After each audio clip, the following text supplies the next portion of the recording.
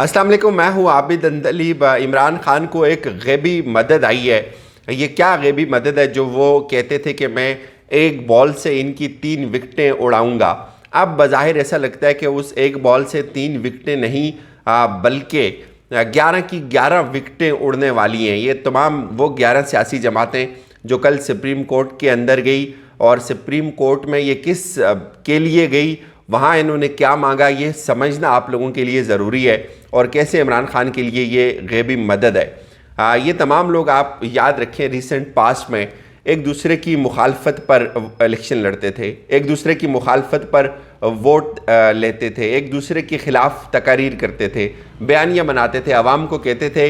नवाज़ शरीफ कहते थे कि आसिफ जरदारी चोर है और ये वो आसिफ जरदारी जिसके लिए वो काला कोट पहन के अदालतों में भी गए, ये वो आसिफ जरदारी जिसके लिए वो बड़े हाथ लहरा लहरा कर कहते थे कि यूसुफ रज़ा गिलानी तुम चोर हो, तुम पहले नीचे उतरो, घर जाओ फिर बात करेंगे।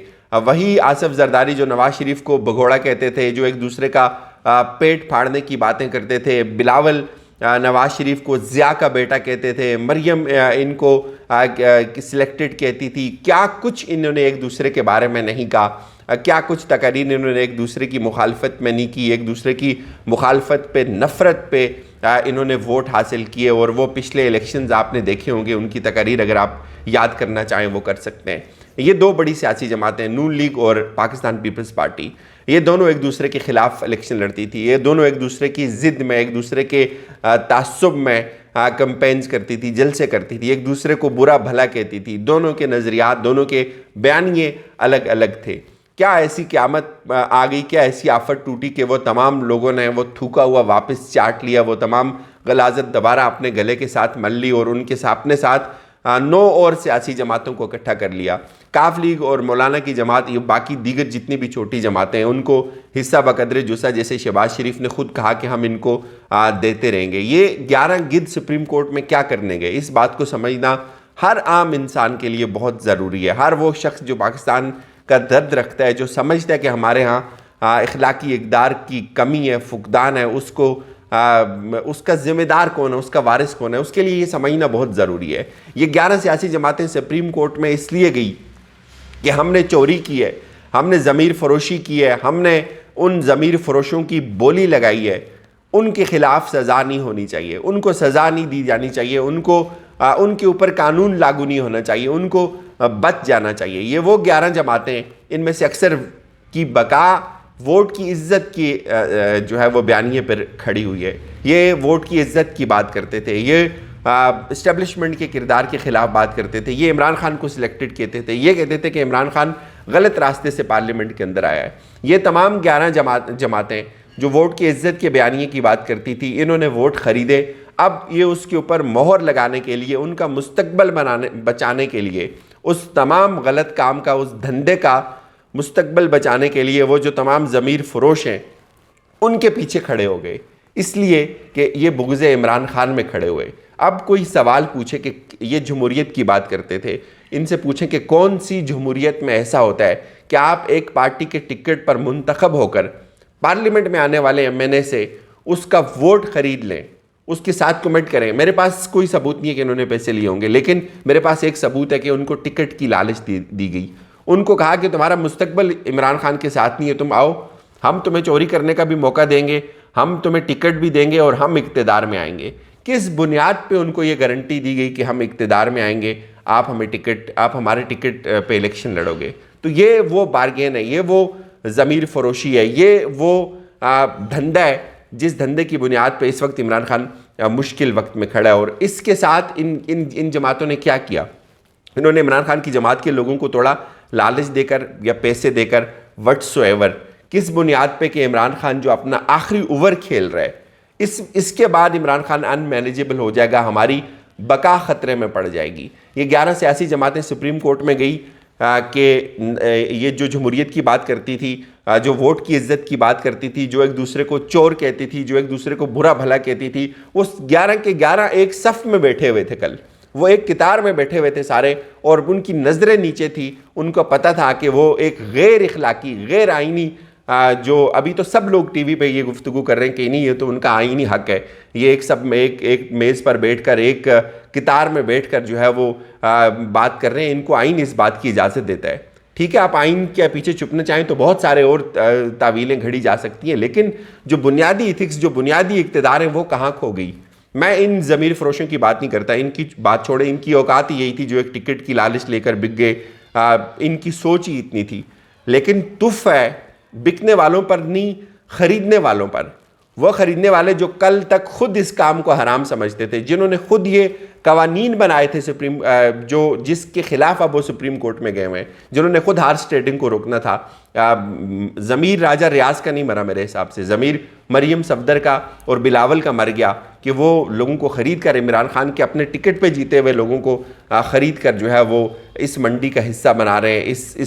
ये पूरे पाकिस्तान का मसला है। ये अगर ये सिलसिला रुकेगा नहीं तो ये चलता रहेगा, ये पता नहीं कब तक चलता रहेगा फिर, और हम हमारी कौम इस गलाजत से नहीं उठ सकेगी।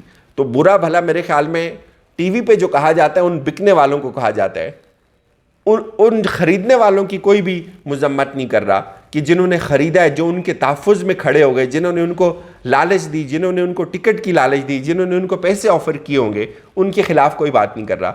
और तुफ़ है ऐसी सहाफ़त पर जिसको छोटा सा पत्ता भी हिल जाए तो यहाँ जमहूरियत याद आ जाती है और लंबी लंबी तकरीर की जाती हैं और ट्वीट्स लिखे जाते हैं, प्रोग्राम किए जाते हैं टीवी पर बैठ के। उनको ये नज़र नहीं आता कि क्या ये जमहूरियत नहीं है, ये कौन सी जमहूरियत है, ये क्या मजाक है, ये किस अखलाकियात के तहत, किस कानून के तहत, किस नज़रिए के तहत ये किया जा रहा है। ख़बरदार, आपने देखा होगा किसी ने कोई एक लफ्ज़ भी नहीं बोला, बड़े बड़े साफ़ी सारे सवाल ये क्यों नहीं पूछते कि आप लोगों को कौन सी आफत टूटी हुई है, कौन सी क़यामत आ गई। एक खान एक साल अगर और इमरान खान लगा लेता है जो हमारी पूरी कभी तारीख़ में नहीं हुआ।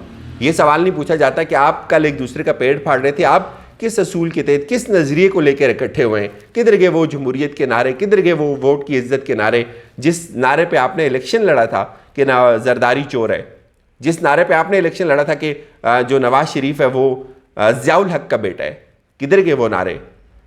क्या मजाल, वो सारे नारे मर्ज हो गए बुग़्ज़े इमरान खान में, और वो तमाम सहाफ़ी उनके पीछे खड़े हो गए कि ठीक है इमरान खान जाए, इससे हमारी जान छूटे।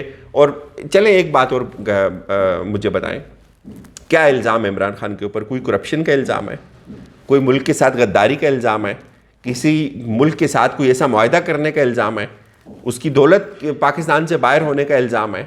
कोई इल्ज़ाम नहीं है, आपको पता है और कौम को ये बात पता है। आप आज कानून के पीछे आज छुप जाएंगे, आप मैनेज कर लेंगे, इमरान खान उतर जाएगा, तो क्या आपको वो चलने देगा? आपका मुस्तकबिल उसने ख़तरे में डाल दिया, आपका सियासी मुस्तकबिल ख़तरे में डाल दिया। जिस तरह वो गुफ्तगू कर रहा है, जिस तरह वो आवाम में जा रहा है, जिस तरह वो बता रहा है अपना मुकदमा कौम को, तो आप तो यहाँ से तो बच सकते हैं, आवाम के एहतिसाब से नहीं बच सकते।